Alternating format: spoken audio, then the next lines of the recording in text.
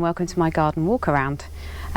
Just before we start, I'd like to say that my garden is very messy, and it's probably a bit messier than you would like your gardens, and it's certainly a lot messier than my clients' gardens. For some reason in my own garden I have a real problem pulling stuff out and weeding. I tend to just turn into a massive hippie in my own garden. I leave everything to just go and do its own thing. So with that in mind, join me as I walk around my garden. So here we are in my herb garden, which I planted straight into the sub-base of my gravel driveway, not knowing really whether it'd work, and actually it did. So you can see that I'm not very good at cutting plants back, but that is because, well, for starters, all the little pollinators love them, love the flower heads, but also I want it to seed around, so I tend not to cut things back really. I've got a weird little plant in here, which is Chilean guava, which is supposed to be tender in the UK, but this went in last year and it's absolutely fine. And then we have, this garden got battered.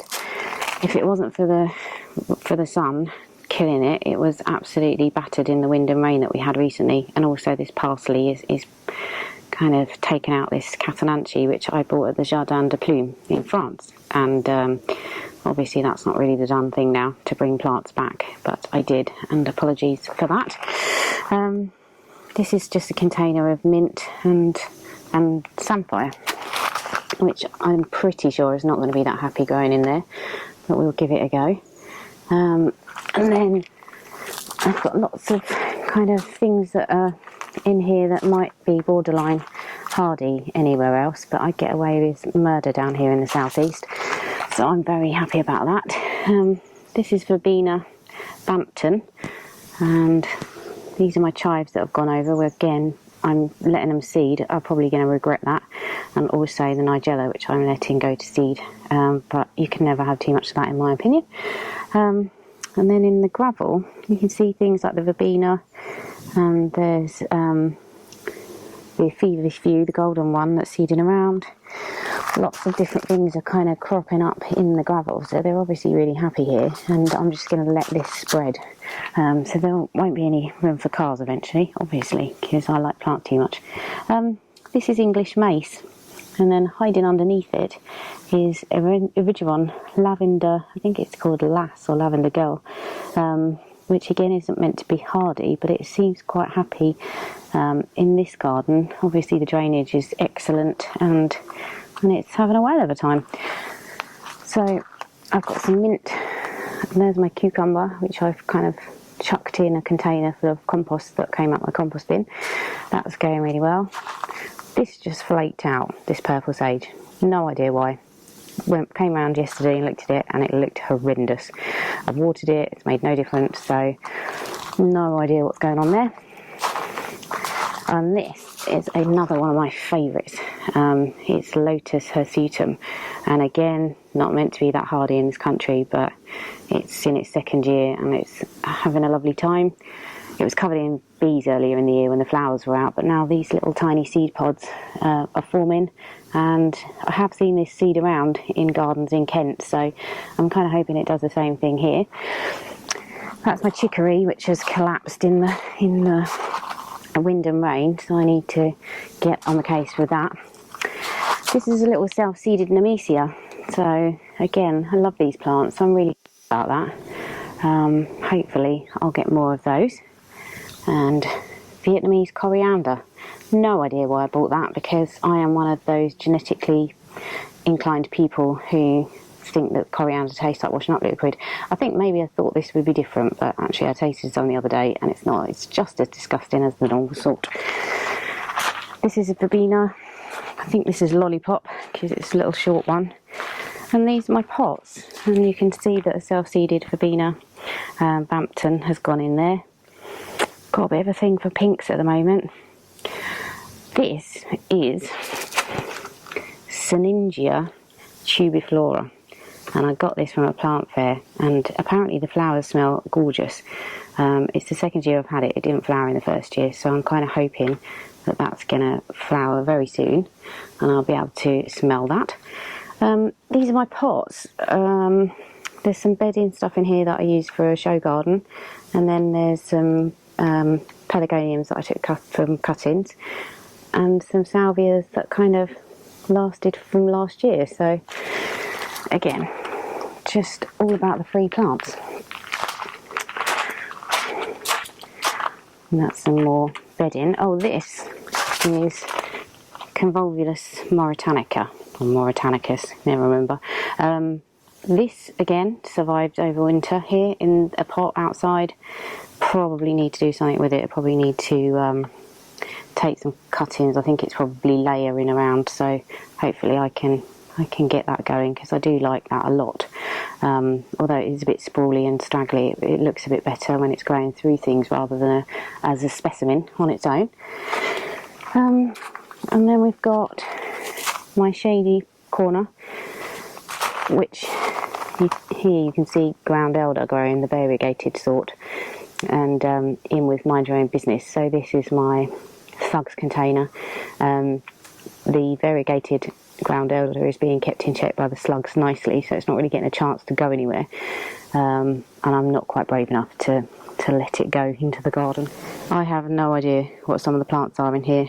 I chucked in huge amounts of seed. So this garden wasn't here in January 2018, so everything that's in here now has just kind of, I've put in, or it's popped up in the last year. This meadow was just horrible sticky subsoil last winter, and then this year some things that I've put in have cropped up. So corn cockle cropped up, lots of rose bay, which I didn't put in, lots of grasses kind of coming through. Again, I didn't put those in, but they're just in there. It was full of oxeye daisies earlier in the year. There's evening primrose in here. There's Aster subulatus, which is a weed that kind of crops up in our area, but I'm not averse to that. There's masses of wild carrot, and I did put that in, and I'm really pleased because I love it. Yeah, there's Malva moschata. I put some honeysuckle along the back boundary, so I'm hoping that's going to get going. I'm kind of hoping to tempt the moths in. There is dock. There's all sorts of things that I would normally be terrified of. Fleabane, the yellow one, that is a horrible weed to get rid of once you've got it, but I'm letting it go in the meadow and kind of closing my eyes and hoping for the best. This is all the wild carrot. It smelled gorgeous at the beginning of the, well, it still does, but it's just starting to go over now. But it is absolutely teeming with insects. So again, I'm quite happy about that, and it's obviously worked out well. I did put some sweet peas in this kind of amongst this rubble, and I've completely neglected them, so they've not really done a lot, poor things.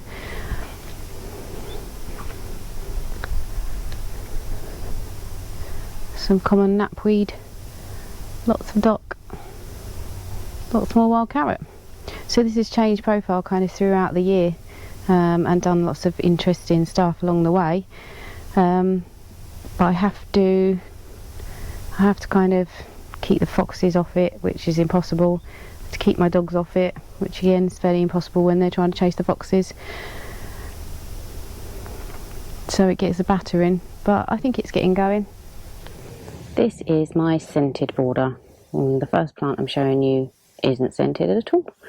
It is Angelica Vickers Mead, and again that's covered in lots of little insects having a lovely time. And then I've got a tendency to just bung stuff in, so I've got a campanula here, which is a native variety. I've got some Felicia, and then I've got, no, that's Brachyscum, and then I've got a pink that I chucked in because I didn't have anywhere else to put it. And then I've got my lavender, a bit more wild carrot, passion flower, some more poor sweet peas. I've chucked a bit of valerian in that I grew from seed. I had some lupins earlier in the year, but this is slug heaven round here. And even though I've got my pile of bricks down here and logs for the toad, who I think lives under there, he is not doing his job well enough. So unfortunately, this bed's been a bit of a write-off. Now we come to the rosebay border. So anyone who thinks I might not practice what I preach, here is my rosebay collection, and it is huge, and actually I love it. Why wouldn't you use this as a border plant? It's just flowering its socks off. It has been for about a month now. It's going to be a while before it goes over. The insects love it. Sadly no hawk moth caterpillars on it, but you never know. And this is the border of doom. This border, I kind of packed it out because it was its first year last year. I packed it out with stuff and just chucked everything in that I could, and really some of it worked, some of it didn't. It's taken a while to get going. I'm hoping it will kind of eventually fill out, but for now it's looking a bit sparse and a bit jumbled. But that said, there's lots in there for kind of insects. I don't know if you'll quite get this, but if I give that a shake, the flies get very upset because they love it. This is my echinacea from Kew Gardens. So I bought 3 of these, and one of them is a different variety to the others, so naughty Kew. I would kind of expect better. As you can see, lots of verbena, Cephalaria, that's Lithorum, and that is going really, really well. So here we've got Gora with the scabious. I think that's Fama Blue in the background. Pretty much everything in the garden is loved by the insects and the bees. I've got a lot of this Nautia, which was Melton Pastels, and that just seeded around everywhere, so I've got that now, and I'm quite happy about that because the bees love that.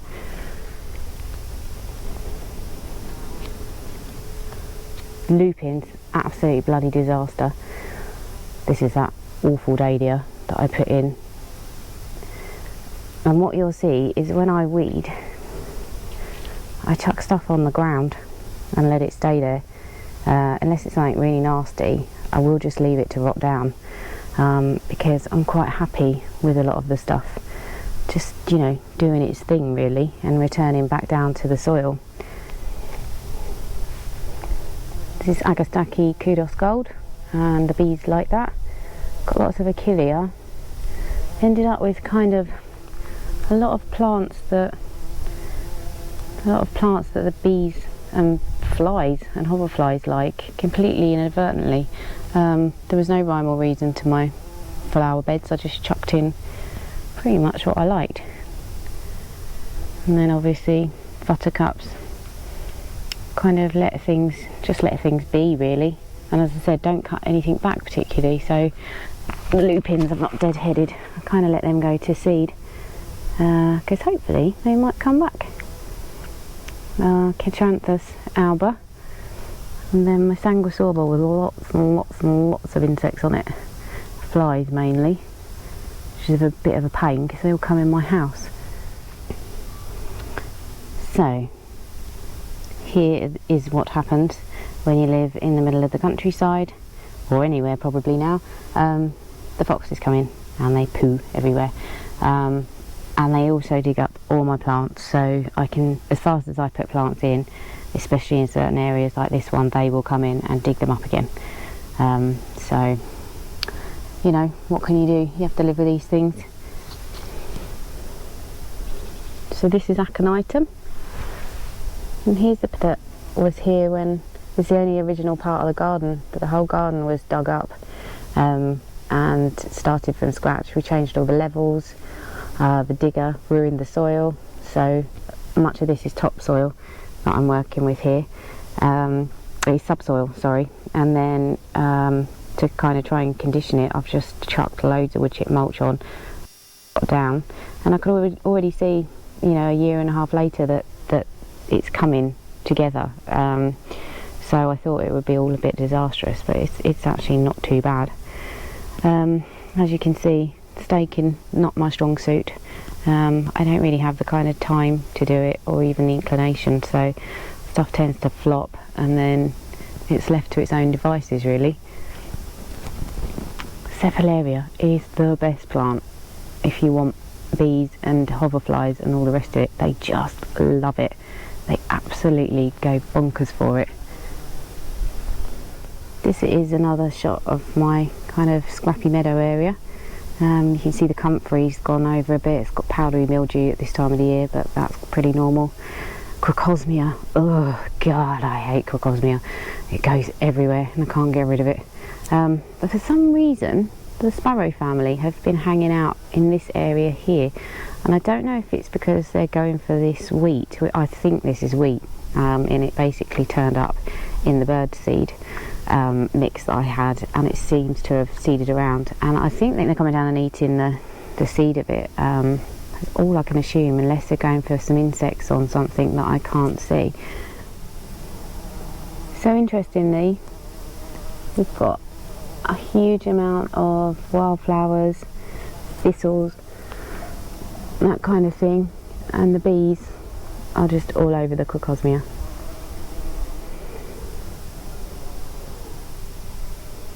This is another great bee plant, Agastaki. They are loving it. That's a funny little flying fellow. Don't know what that is. This is a wildflower plant that I planted. I bought it as a plug plant. If anyone knows what it is, please let me know, because I haven't got a clue and I love it. This is the front of my border, and this is common knapweed, and it appeared earlier in the year. I didn't put it there, but there's two lots, and I thought I'll leave it and see what happens with it. And then it took months and months and months to flower, and then finally it did, and I'm happy because it's covered in bees and other bugs, especially honeybees. They seem to love it for some reason. Anyway, I'll let them get on with it. I don't think I'm going to let it seed around too much. It's a bit of a monstrosity at the front of a border. It's my other patch of knapweed, along with a self-seeded cosmos that cropped up in my mum's garden, so I pinched it. This is my weakness, the dahlias. They don't have any benefit for wildlife, apart from these little tiny flies who seem to like a light in there. Other than that, I'm not sure they're giving much, but I do love them. Oh, and this is a pest. This is coming out this year. At the end of the summer it is going, because it's going everywhere. This is a cool plant, Bulbinella. It's like a succulent, and again, it nearly didn't make it through the winter, but it did just about, and it's just come back this year, and again it'll flower and flower and flower, and it's great for cut flower arrangements, but you really need to have good drainage and mild winters to grow it.